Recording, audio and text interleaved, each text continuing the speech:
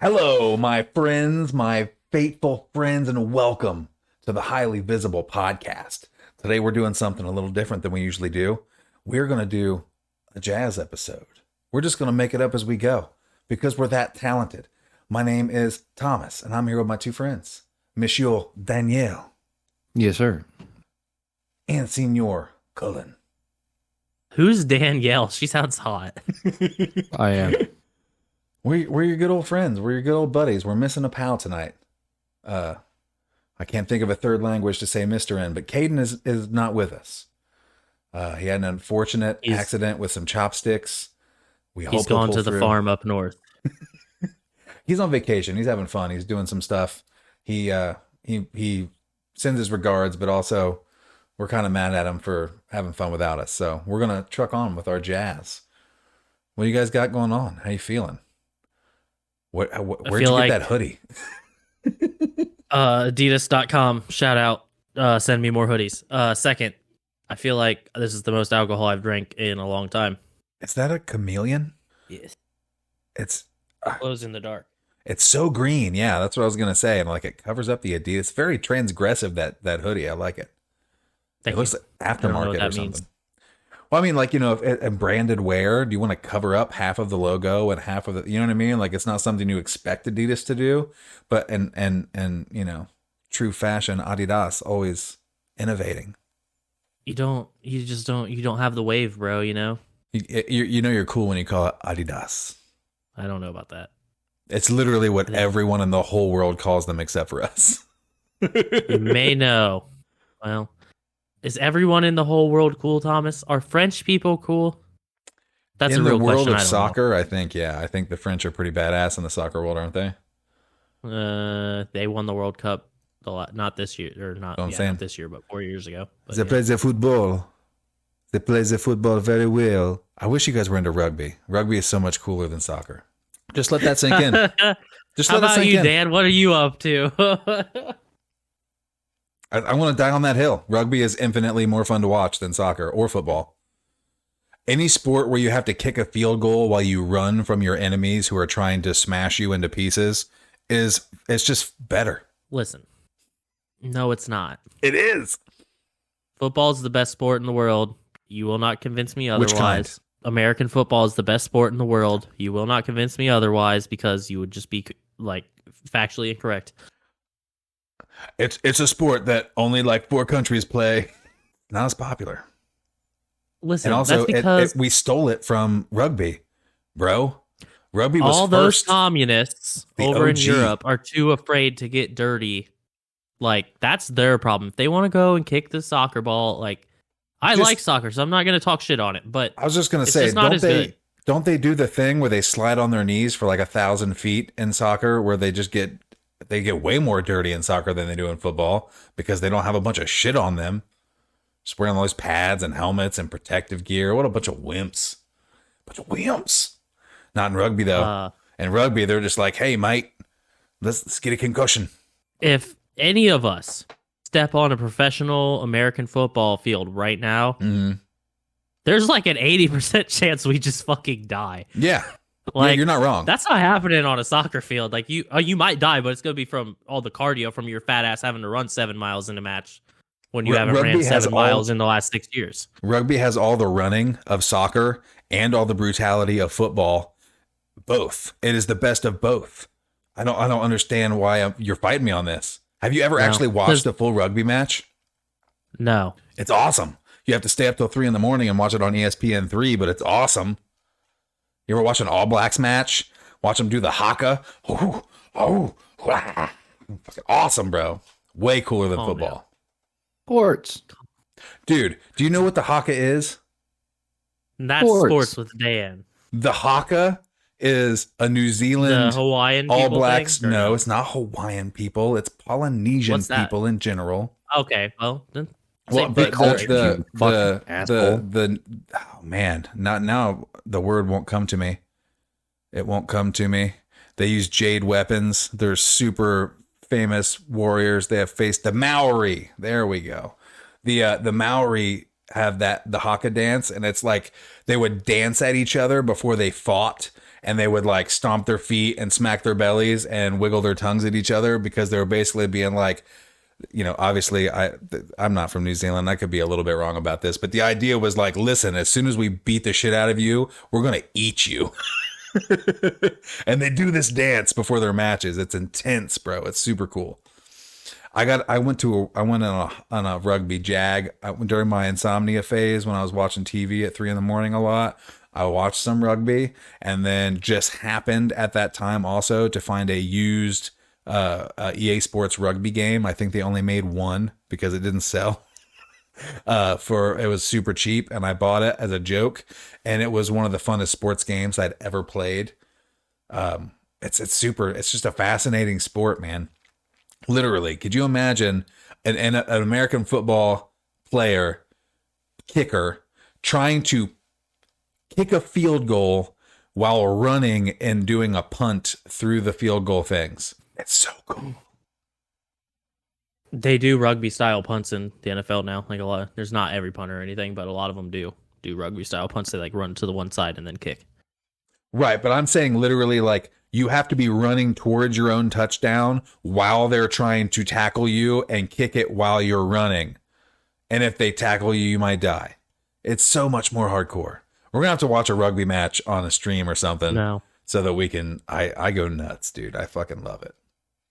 Sports. I will gladly watch the NFL with you people, or the NCAA if that's more your speed. But no, I'm not gonna watch rugby. I don't have any more sport room in this head. Sorry. He told you, Dan. Go, Dan. I wasn't talking to you, Dan. I was finishing my sentence. He was making sure that I didn't interrupt him, Dan. Yeah, you motherfucker. That at some point when they're running that field goal home, they get a hole in one. Some of the kicks they get off are insane, bro. Like literally, like while they're being tackled, they manage to get the ball in the air and it goes through the tines and everyone screams. I feel like the most rambunctious American football fans couldn't hold a candle to Australian or New Zealand rugby fans. Bro, no. Nope, you're wrong. Go to Philadelphia and tell me how you feel. Didn't somebody like burn down a city or something because of a football game? It's happened a few times. Soccer games have absolutely caused giant riots as well. Jesus Christ, people. We love to flip over cars. Any excuse to flip over our car. It'd be hard for me to turn it down. So when we are inevitably, just got this diehard fan base that just loves us, inevitably. Yeah, we're all going to go to a nice Guardians game, okay? And we're gonna get Dan a shirt that just says, "I hope both teams have fun," and we're gonna get Thomas a shirt that says, "I'm just here for the beer," and then we're all gonna have a good time. The only sport that relatively even registers on my mental radar in any fashion is baseball. It's so boring to watch, man. I love baseball, but I love to play baseball. It is weird. I absolutely love to play. I just can't. Like when my daughter plays softball, I get super invested in the game because it's her or whatever. But like, I cannot watch an MLB game. Are you Randy in the stands? Not Please quite. Tell me. I'm not that bad. I'm a little embarrassing. But I'm not trying to embarrass my kid. You know what I mean? But I am the dude who's like, woo! Like constantly. You don't, like I'm that dude. You don't look at your wife like, I have to fight him, Sharon. Oh, no. I cannot stand it when parents do stuff like that. It makes me boil inside. There have been several moments where I wanted to walk over to a parent from my team and be like, shut up. Like, what are you trying to accomplish right now? Let's just make the ref hate us and then treat our kids badly, which will make this even worse, which will make you be even worse. What are you doing?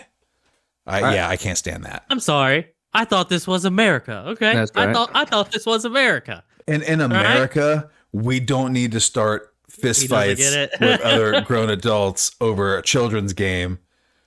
I didn't hear no bell. I didn't hear no bell. Bat dad. Yeah, I don't know. I am the Bat Dad. God damn it, that's it. I'm not sure what kind of dad I'll be with that. Well, I haven't ran into it yet. Oh, I know. I kind of feel like, knowing me, I'll be that like, I'll clap and celebrate when he does something or one of them does something that's, good. But I'll probably just be that like silent emperor and then like let the ice cream reward at the end speak for itself. Yeah. Have your kids done T-ball yet? Not really. No. My boy started T-ball this year. Like it'll be my first little taste of it with him. I'm kind of excited, but it's gonna be a little dicey. Child one needs to do some, team sports, but I do want them involved in combat sports. Mm-hmm. I thought that for a long time with my son and my 2 nephews. My sister's 2 boys are a year apart, like they're almost Irish twins, and the 3 of them are 4, 5, and 6 years old. They're gonna be 5, 6, and 7, 7, 8, and 9, 9, 10, 11, you know what I mean? So my nephews were basically raising like twins for the most part. Like they're not in the same grade, but like they're ostensibly the same age, you know what I mean? And my son is bigger than both of them already. So like, I feel like they'll be able to spar all throughout their childhoods. And I'm like super into getting them into jujitsu or something. I was about to say, buy them a pair of fucking sock 'em boppets and let them go. Yeah. I want to get them into a combat sport where they can go hard and train and learn useful techniques for self-defense, but also not constantly injure each other. You know what I'm saying? Yeah. Thinking jiu-jitsu, wrestling, judo, et cetera, et cetera. A little less boxing and kickboxing, a little less concussions, maybe. But also, with all the love, absolutely. You've seen street fights. Like the person who wins a street fight either is the person who hits the other person first, or the person who knows how to actually grab the dude up and keep him from hitting him. You know what I mean? So like in a self-defense scenario, I'd much rather them know how to like, drop down, sweep the leg and get on top of the situation than, try to do some fancy knockout punch and get their teeth knocked in on accident.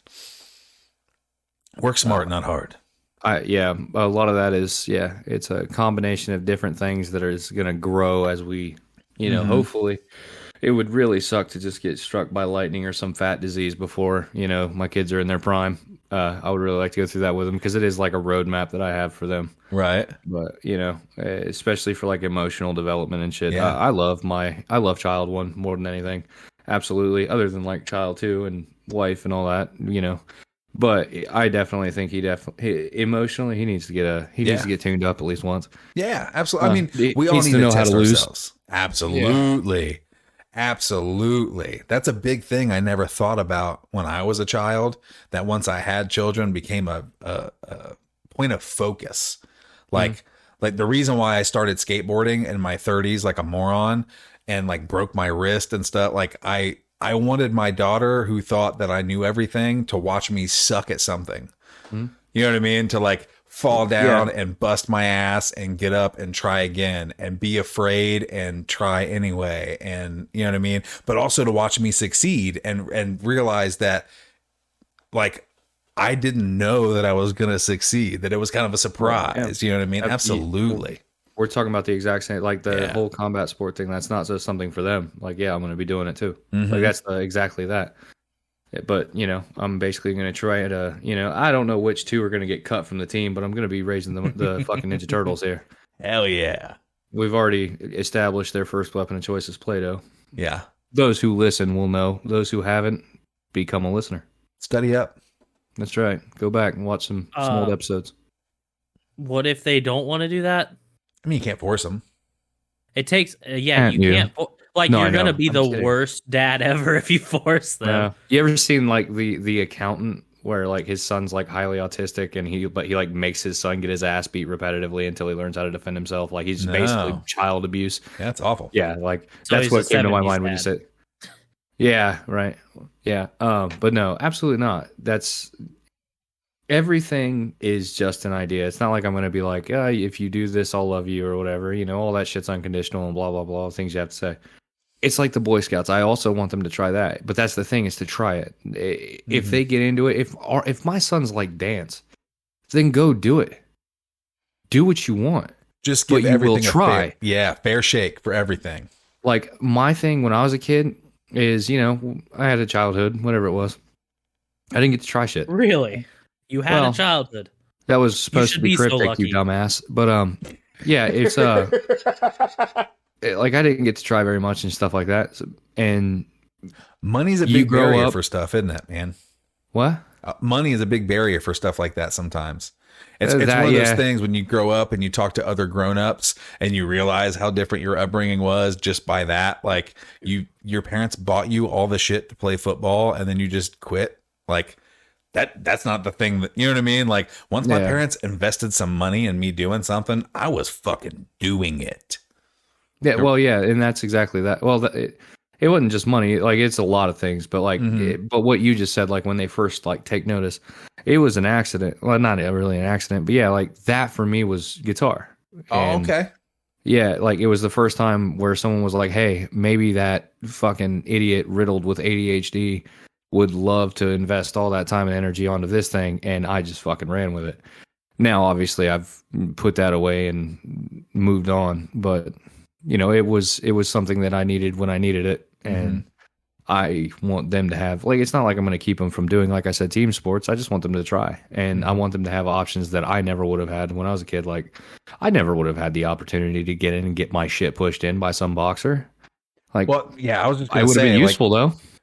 The first time I got punched in the face was not by someone who cared about me and wanted me to learn. It was by a stranger who wanted to fucking hurt me. It'd be similar, but not. Yeah, like, well, we talked about the idea of like when we were talking about survival stuff and like, you know, wanting to learn how to hunt small game and how to butcher animals and stuff like that. It's not something that I want to do for a hobby that I would enjoy because it would be fun necessarily. It's one of those things that I feel like I don't want the first time that I have to do that to be some emergency situation where, you know, my life depends on it. The first time I do it, I want it to be in a safe place. Same thing with fighting. It would have been much nicer to have fought with my friends before I got, you know, some douchebag sitting on my chest punching me in the face. I'm about to say, yeah, on what you're just talking about, we can fill about 5 hours. Like, and Cullen's not going to be able to have a single word in, so we might want to change the subject. You know what's great about these conversations is like, I don't have to worry about this.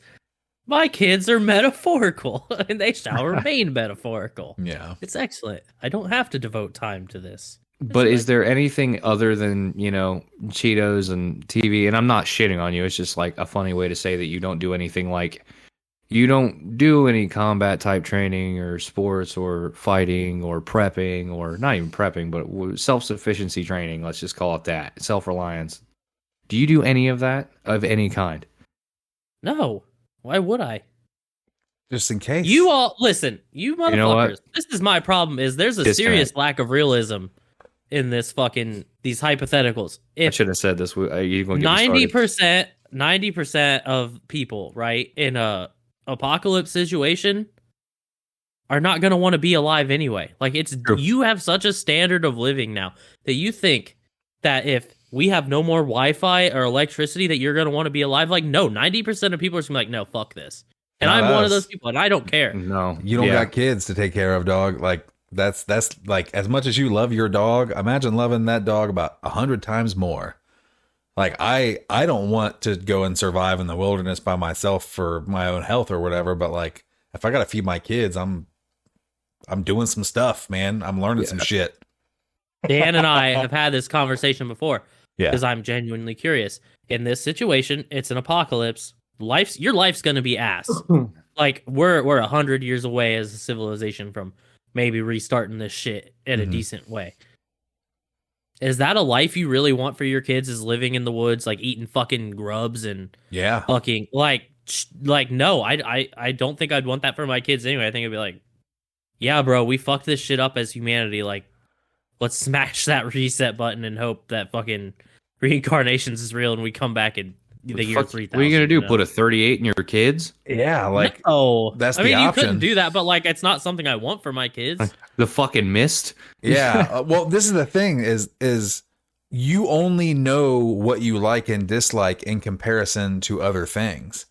After 6 months of living in the woods, that's just going to be your life now, and you're going to compare everything to what you're doing now. You might be like, man, I miss audiobooks or whatever, but you also are going to be like, I'm hungry. Let's go find something to eat. You know what I mean? Like, humans are so adaptable, and none of us want to die.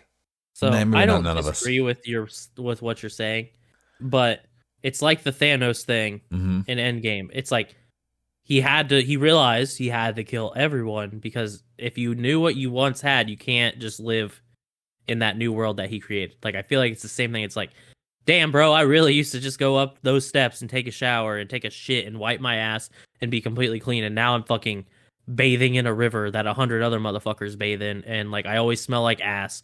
I can't get on Twitter and see what fucking Joe Bob's talking about. Like, it's just such a stark change. I think it would be seriously hard for most people to be like, I don't know. I just don't think that it's something we've had to encounter since we've gotten so advanced as a society. There's also that thing though, like once you have to, it doesn't really matter. Like, if you're trying to train yourself to take a cold shower because you want to take a cold shower because Joe Rogan told you to, it's different than if the only shower is a cold shower.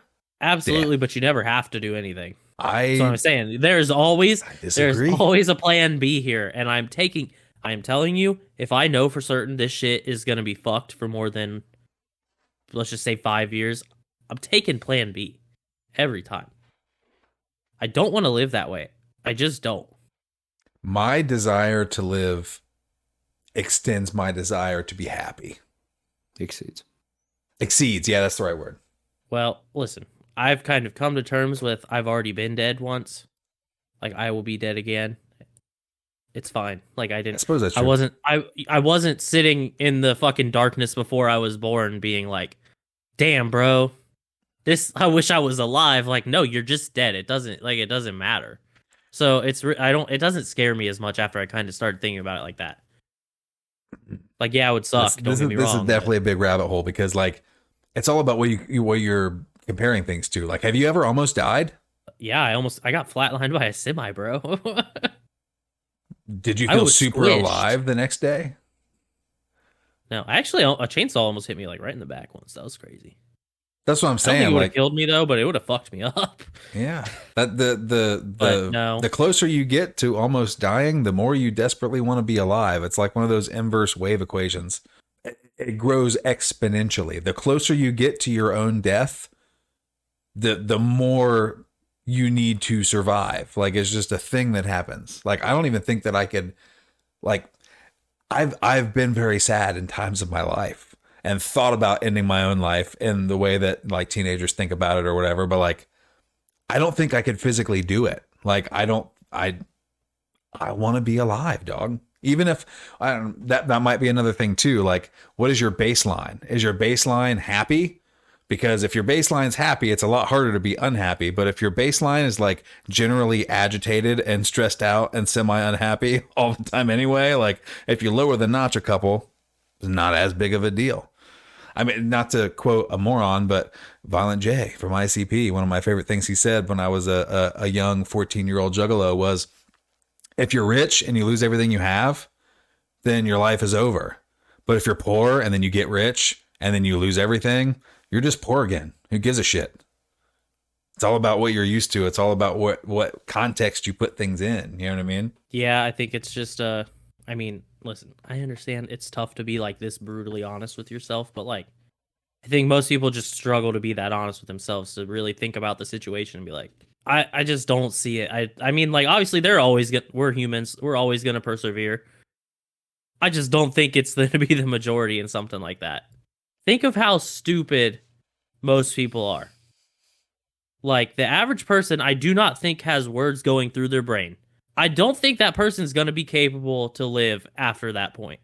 And I also think that level of intelligence is probably the majority, even if it's like still not over 50%. Like, maybe it's only 30%.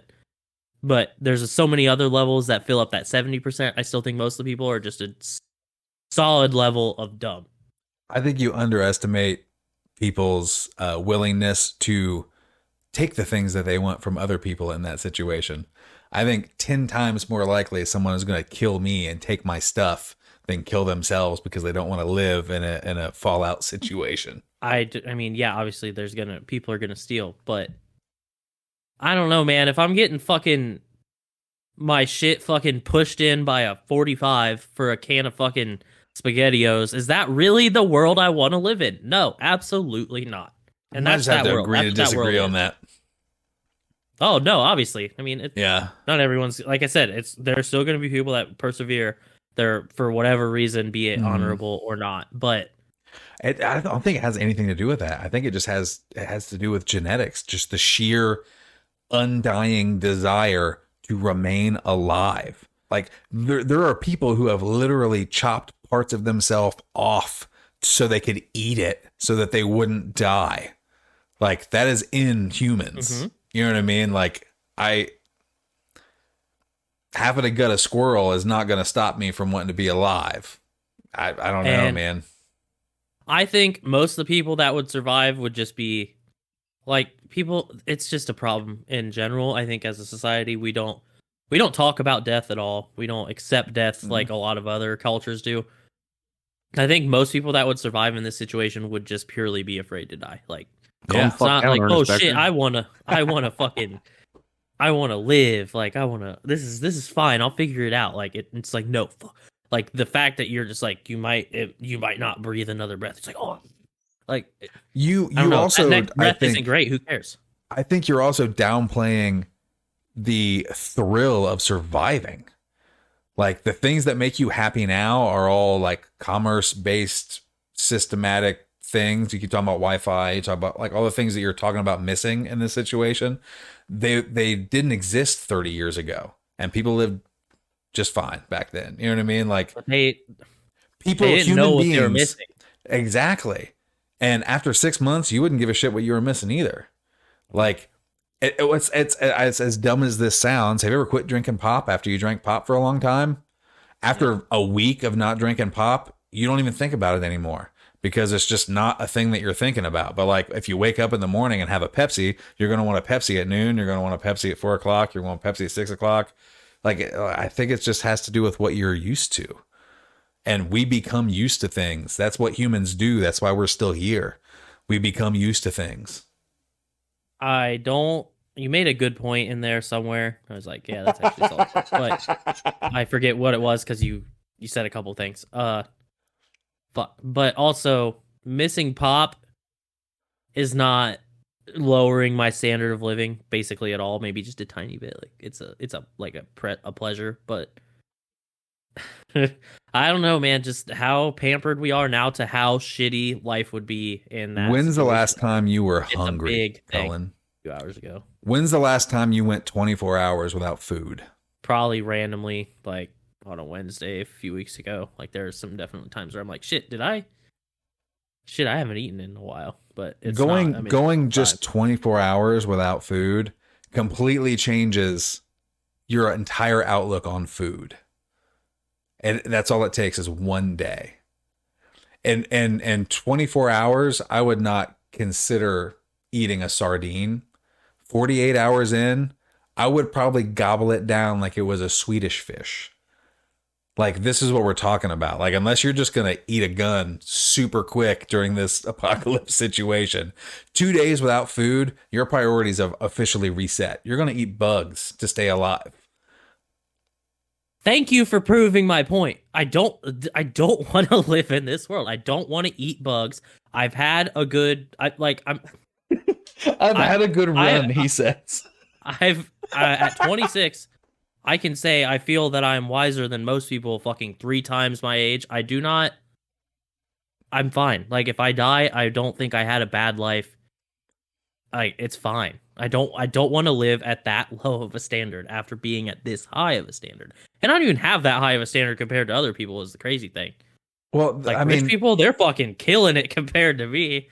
Yeah, but like day 7 of eating bugs, they're going to just start tasting good.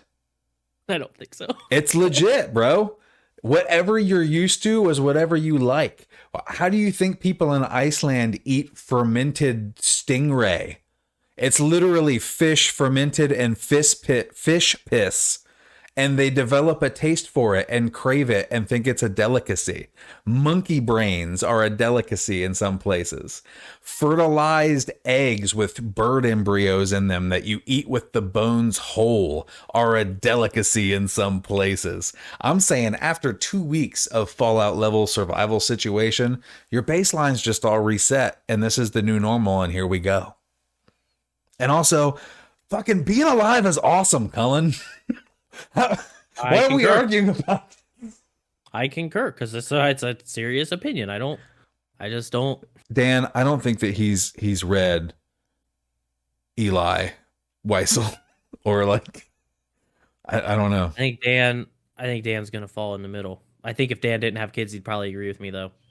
I think that Dan is very well equipped for this exact situation because it's all about self-reliance and discipline and self-learning. And, you know, like I feel like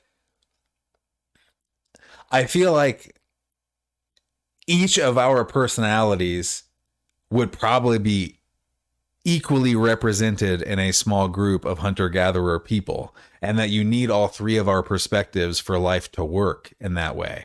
Like, we need the person who's constantly pushing for better stuff and complaining that things could be better because it'll push us to figure out new things. But we also need the guy like Dan who's like, shut the fuck up and suck it up. We have to go do this now, because you also have to do that. But you also need the weird, stupid hippie like me who's like, can't we all just get along and blah, blah, blah, blah, blah, because that's what made us succeed as a species, is that we can have differing skill sets and differing opinions and differing, what would you call it? Differing ways of being, different personalities, whatever you want to call that. We occupy different niches within the same species. That's like super rare. When's the last time you saw like one wolf who hunts and one wolf who cooks and one wolf who makes clothes? You know what I mean? Like, our ability to take what we have as individuals and add it to the whole as a group is what made us survive ice ages and being hunted by saber-toothed tigers and genocide and religion and migrations and natural disasters and all of these things that we've survived for the last 300,000 years have been our ability to adapt to the situation and to work together, even though we do kill each other an awful lot. I don't know. Dan, you talk for a while. Been a lot of good points. Good points on both sides. Jesus Christ, Dan, come on, Switzerland, let's go. Yeah, I mean, there's definitely a realist way to look at it, the way you're saying, Cullen. There's going to be a lot of people who are another huge factor that a lot of people don't take into account is that boredom was basically eradicated in the early 2000s. Mm-hmm. Wholesale, whole stop.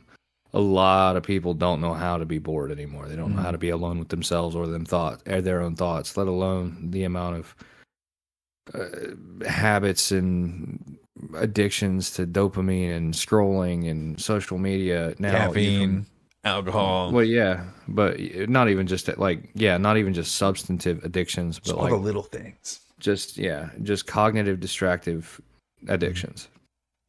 Escapism and shit like that. You take all that away, and on top of that, you throw in a calamity. I think there's going to be at least a measurable amount of people who buckle, and that's fine. You know, cull the herd. It's fine. It is what it is. Honestly, I mean, you can see it as cold. You can see it as honest. You can see it as stupid. It is what it is. But like, there are going to be a definite number of people who just fall apart, and that it's sucks to suck. Moving on. My question for you, Dan, is in this situation, is your strategy to lone wolf and completely rely on yourself, or are you trying to group up with people? Because that's the other interesting thing in this type of situation. Like, is your main motivation protecting yourself from other humans, or are you trying to use other humans to improve your situation? Because both are legit strategies, and both will come back to bite you in the ass. And it's luck almost, right? It's situationally dependent 100%. Mm-hmm. You can't have one plan and think that it's going to be applicable to any and all circumstances. Mm-hmm. Depending on the situation, the person that you run into in the woods may be somebody that you bring into your community or somebody that you just murder. It depends. Yeah, it's all context dependent. It depends, and it also depends like what you have. If you are you valuable? Dude, well, not even that. I mean, you can bring in somebody that I don't know how to say it. You could be the person that's out there just trying to save all the lost souls. Now it's probably not going to work out for you because left to their own devices in a world like that, people are usually probably going to default to their worst. Mm-hmm. But especially it's an excuse, right? It's an easy one, yeah. It's an out for people who otherwise, like, who were only maintaining the discipline to be societally acceptable. You take the constraints, the law, and the discipline, and not even discipline like of yourself, consequences. But I mean, like the consequences of going outside that standard. You take that away, and these people are immediately trying to go out and reenact Heath Ledger's The Joker until somebody puts him in the fucking ground. Mm-hmm. But, yeah, it's entirely situationally dependent. You know, just because you got to think if a fucking EMP goes out and, like Colin said, we lose Wi-Fi and electricity, to a lot of people, that's going to be putting them back to a time where they can't function. And if you have done anything to prepare yourself to be, you know, if you've distanced yourself from that, if you've made yourself less dependent on that, and it also depends to a whole nother thing is, you know, what plans do you have? Like my contingency, B's and shit like that, different plans. It depends on what I'm doing. Is it hostile? Is it not hostile? Is there a food shortage? Is there not a food shortage? Just because the lights go out doesn't mean the government's not functioning, but I don't know. It just depends. I can tell you one damn thing. I have plans for both hostile and non-hostile. I have, and you know, everything is subject to change based off situation. It depends on every year that my kids get older. It changes. Yeah. Because I mean, at worst come to worst, I mean, you got to think about it too. If you have kids, like child 2 is too young to carry his own pack. So it doesn't matter what kind of fucking calamity has happened. It doesn't matter what it is. If I have to leave and go somewhere else, I have to carry everything on Earth that is meant for him. Yeah, so, that's absolutely. And like being a unit, what kind of unit are you? Are you a family unit? Are you a clan unit? Are you a mobile village? Like it's all very interesting, I think. But also, like you talk about boredom. Well, you know what's not boring? Hunting, fishing, exploring, debatable, gathering. Says you, bro. When you're hungry, hunting is fun as shit. Things but that's my thing, though. Like when you look at hunter gatherer cultures, they aren't bored at all. You know what they do? They're always making stuff, for one, because you have to make all your own stuff now. But also, like, not for nothing, they fucking actually talk to each other and like have sex and like braid each other's hair and like do a bunch of things that we no longer really do in society as groups anymore. Like, could you imagine, like, have you ever had it happen where the power goes out and all of a sudden you guys are like playing board games by candlelight and playing cards and having fun and like doing things as a family you didn't do before because you had your TV and your phone and whatever? Like, just because it's different doesn't mean it's better or worse. Well, there's a serious, I don't know what you call it, but there's like a serious ideology going around in some circles that the advancements in technology and things like that have ruined the family unit for that exact reason. It's a family of people being together in a room. And yes, there are, in a crowd of 10, you'll always have the 4 that sit there and pat themselves on the back so hard they break their own fucking arm, telling them that they're not that. But whatever, and that's fine. 80% of the time you probably are. That 20%, you go ahead and break your arm about it. But most of the time you're sitting there on your phone or you're watching TV or you're ignoring your, the social fabric of your home. Like, I don't give a shit about the community, in my opinion, and this is probably a decisive thing. I don't care about what Joe Schmo's doing down the fucking street. We don't live in that world anymore. Most people don't fucking know their neighbors, let alone trust them. Like, It just is what it is, especially nowadays. I mean, when I was a kid, you could open the door, kick your kid out into the world and know at least partially that they'll eventually come back. Nowadays, if you let your kid play around in the back fucking yard, there's a good fucking chance he's going to be sold somewhere. Well, like, the world has changed. I don't know how much it's that the world has changed or it's that we just actually hear about it now. You know what I mean? Like, back in those times when you could just pin $1 to somebody's collar and they would show back up and had ate lunch or whatever. Like, my grandfather, there were people in my family who were let out into the world and, they just assumed everything would be fine, and things were not fine. You know what I mean? Like, bad things have been happening to kids since time immemorial. I think we just all find out about it now, and we're all able to be way more afraid about it now. You know what I mean? Like, oh well, yeah. They used to kick us out of the house and tell us to come back at dinner or whatever. But like, stuff happened to kids during that time too. You know what I mean? Like, nothing happened to me necessarily, but like stuff happened. Like, I don't know. It's one of those things that is hard to know for sure because. Well, yeah, there's also a different level to it. Like, yeah, just like, and that was a polite, really the most diplomatic way I could possibly say it. Like, I know that there's probably not somebody who's going to take my kid, and if they do, they'd probably bring him back. But the point is the point is like to be as blunt and like if my kid goes down the road and is playing and he gets attacked by my neighbor's dog, I'm gonna kill my neighbor's dog. Yeah, it is what it is. I mean, it is chalk it up as a loss. You can go to the fucking pound and get it. I love dogs, but my kid, your dog, very clear hierarchy of importance. Yep. Another thing, if my kid goes outside and a couple hours later he comes back and he's beat up or comes back and says that someone touched him in the wrong spot, wife can call the police if she wants. Like, and it's not like I'm a big bad dad. Like, I know that I'm going to spend probably a good amount of time in a box and she's going to have to find work, but it is what it is. Like, whatever happens to that person isn't going to be enough. Like, I'll be completely content to know that whenever I do get out, I can continue my relationship with my kids. I'm okay with it. I'm going to fucking kill that person. And it is with man or woman. I don't care. Everybody dies the same. There's definitely a big, what's the word? Like there's like there's a common consensus as to things being safe or unsafe at any given time.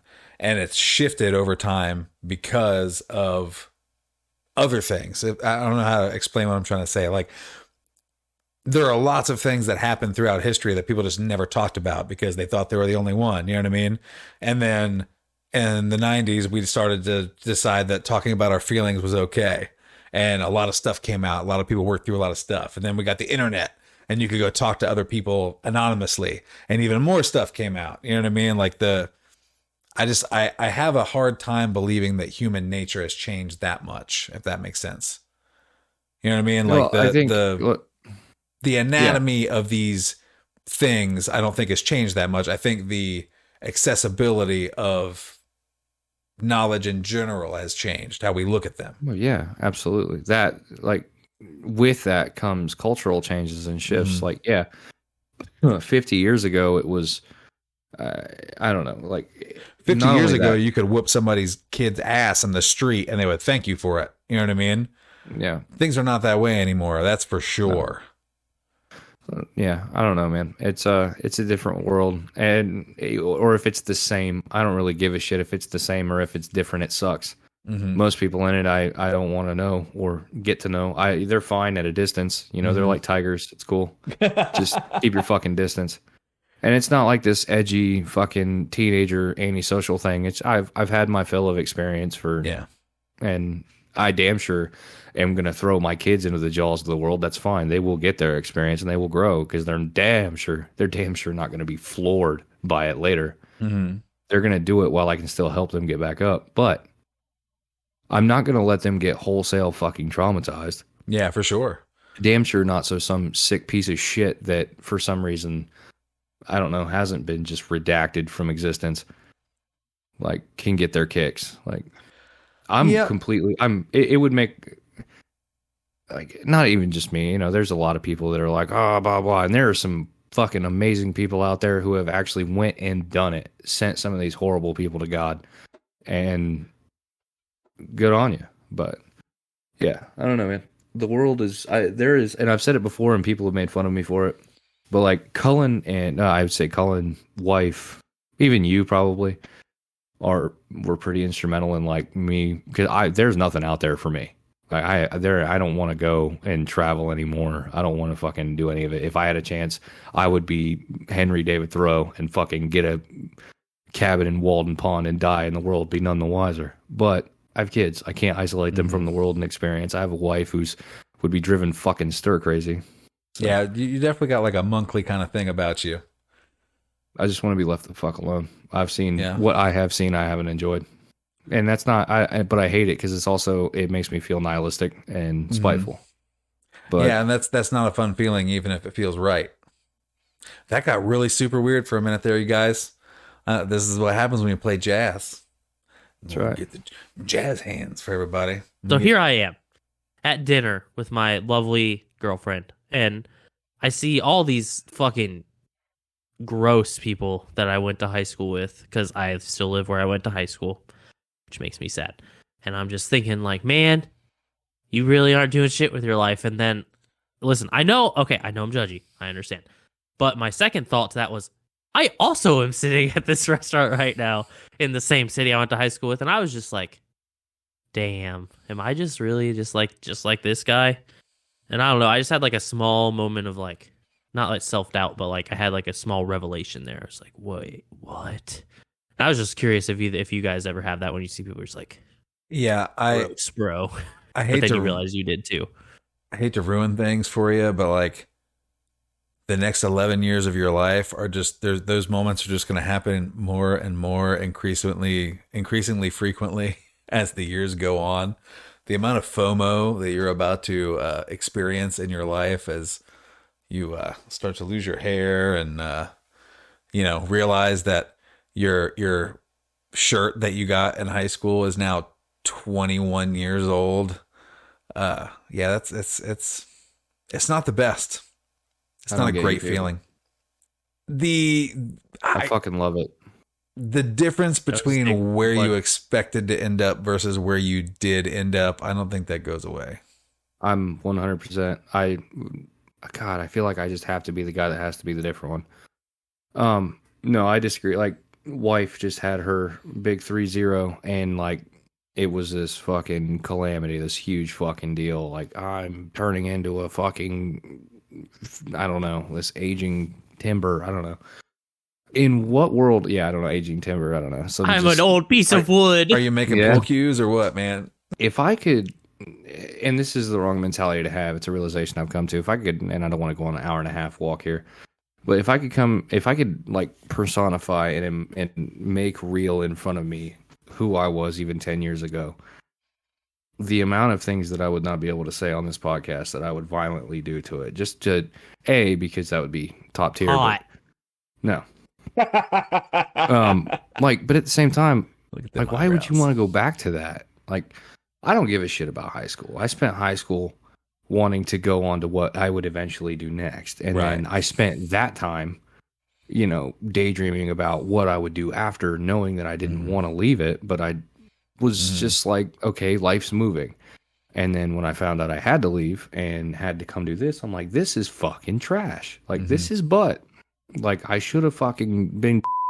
At the same point, like, yeah, like in The Office, he says, when it would be nice to know you were in the good times before you left them or whatever. Like, yeah, it's cool.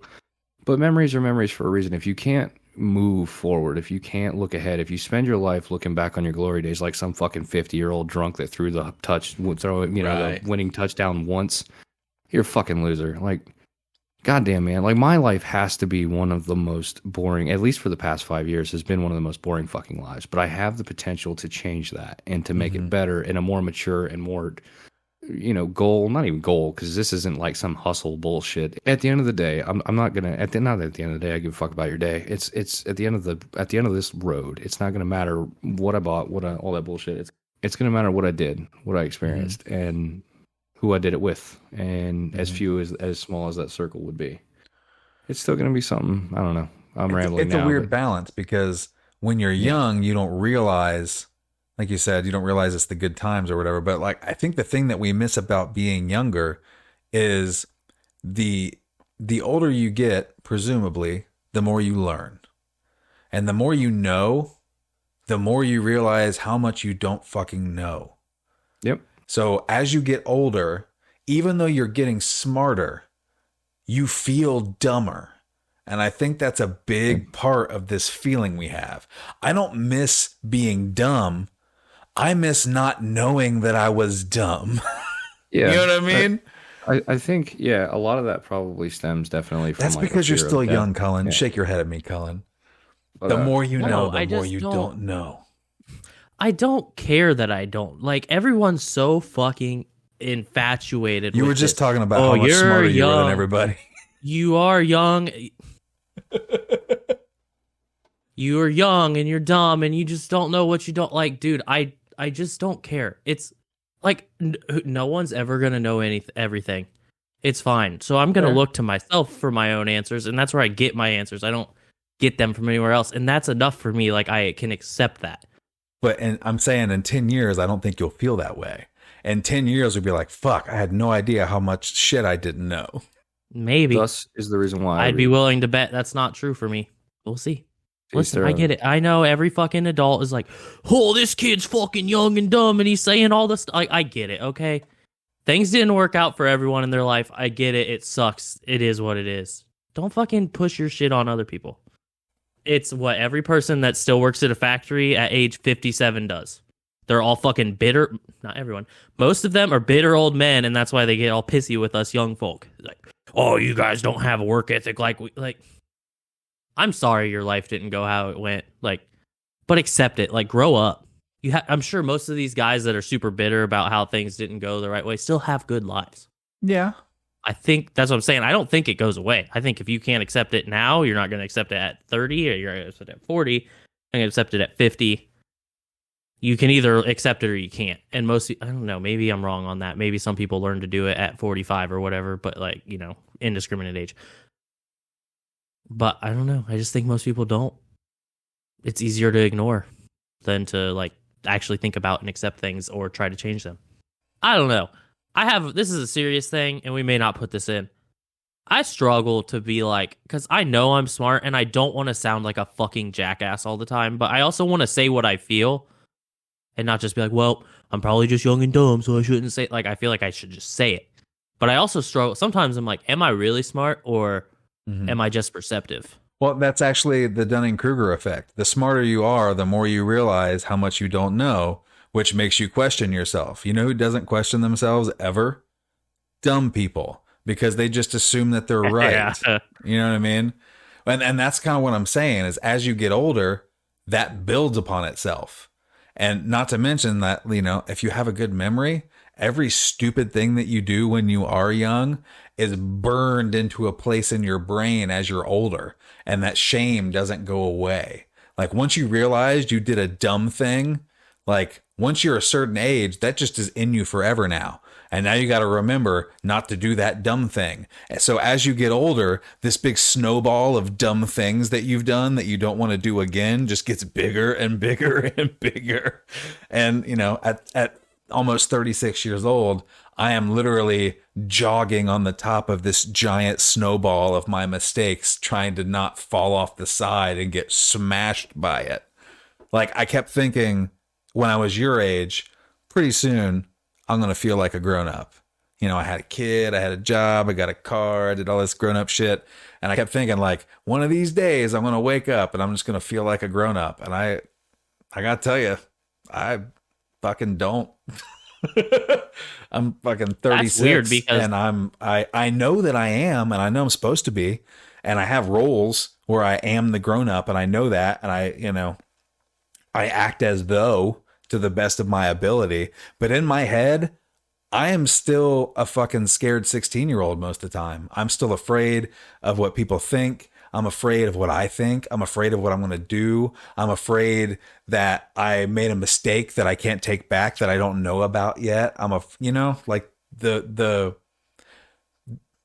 fear is infinitely multipliable by the amount of things you can think of to be afraid of. So like the more you know about the world, the more you realize how much scary shit there is in the world. I don't know. I mean, it could just be me. Maybe I'm a weird one here, but like there's absolute empirical scientific evidence that the more you are capable of knowing, the more you are capable of knowing you cannot know. And that's just a thing that you have to deal with. I guess that just doesn't scare me. And also, I think you know what I'm going to say next. Not till we get sponsored. What? BetterHelp sponsors us, then you'll go to therapy? Yeah. Send my ass to therapy. Yeah, I definitely used to deal with that shit. Definitely used to get anxiety about the weirdest things, but I just don't anymore. I just don't like. I don't know. I give myself a lot of slack. Cut your slack. Yeah, cut yourself the slack that you give everyone else. I can't. I just never have been able to. And it's a weird thing too that you mention it in that way, because that is absolutely my mindset most of the time when I deal with other people, is that I act towards other people how I wish people would act towards me. But I also don't expect anyone to act that way towards me, because why would they? And I don't know how to reconcile those two differing standards. That's how you should treat other people, obviously. But also, it's like a case-by-case basis thing. Yeah. You only want to give people the rope that they give you. That way you're not uneven in the situation. I don't mind giving people more slack than they give me, but just, I don't know. Just depends on the person sometimes. I just want to say that we really held that rope analogy together with the slack. I thought that was very nice. Yeah, I was expecting there to be an analogy in there that was not great. That was sad. I mean, well, and that's the thing, like, being this way, the same little disagreement we were having about the apocalypse, it's the same exact mechanism. I don't expect anyone to sacrifice things for me, but in that situation, I absolutely expect myself to sacrifice for everyone around me. So, like, even if I absolutely hated my apocalypse bug eating life, it wouldn't even occur to me that it's an option, because I expect myself to provide for whoever's next to me. And like, maybe that's the whole reason why we're still here. I don't think there's a wrong answer in that original question that got us down this fucking rabbit hole. I think if you want to survive, that's 100% fine. If you're like, man, I don't think I can do it, and you want to keep the little control that you can, and you want to take yourself out of the equation, I think that's also fine. Like, it's just do what you want. Like, if you want to stay alive and fucking eat bugs, like, more fucking power to you. If you're like, fuck bugs, I want to die, go for it, bro. It's fine. I mean, honestly, some of it might just be that I don't want you to be gone also. You know what I mean? Like, it might just be my neediness being like, why shouldn't everybody stay? We need everybody we can get. You know what I mean? That's not true. There's definitely a little different now, because this is a thought I've thought about a lot before I was in a relationship, but like, it does change it a little bit. Like, yeah, because ostensibly they rely on you. Like, if she died first, yeah, absolutely, it's back to square one. But yeah, I mean, even the damn dog, dude. Like, there are homeless people out there who literally only get up in the morning and continue to survive because they love their dog. Yep. Like, humans are fucking weird. Strange things drive us to do even stranger things. This has been a strange Insert 80s episode. retro music. Yeah, absolutely, man. Sponsored by. Excellent. All right. Dan's gotta fix his fucking. I guess we should say goodbye to the lovely people. Jazz hands, everybody. I have no idea how we got to where we got, and it got a little serious there, but I feel like our people can handle it. Hopefully they do a little introspection, a little soul searching. Hopefully they holler at us in the comments and tell us all the weird stuff about their souls. Tell me how I'm an asshole who thinks too much of himself. Tell me how I'm a neurotic weirdo who thinks too much about everything. Tell Dan that he looks really intense when he reads. Don't roll your eyes, Dan. You do look really intense when you read. The same way Cullen looks judgmental when he listens. And I look like I'm not paying attention ever. Goodbye, lovely people. I hope you enjoy your day, evening, morning, night, vacation. Goodbye. Goodbye. Try not to eat any bugs. We post every episode on our YouTube page. Search at Highly Visible on YouTube to find us. You can give us a like on our Facebook page, Highly Visible Podcast. We also use Twitter, and our usernames are all at HighViz, whatever our name is, Dan, Cullen, Caden, and Thomas. We also have an Instagram page, at HighViz Podcast. Thomas and I are on TikTok making weird videos, and you can find us there at HighViz Thomas and at HighViz Cullen. And if you want all this info in one link, it's linktree /Highly Visible. Thanks, guys.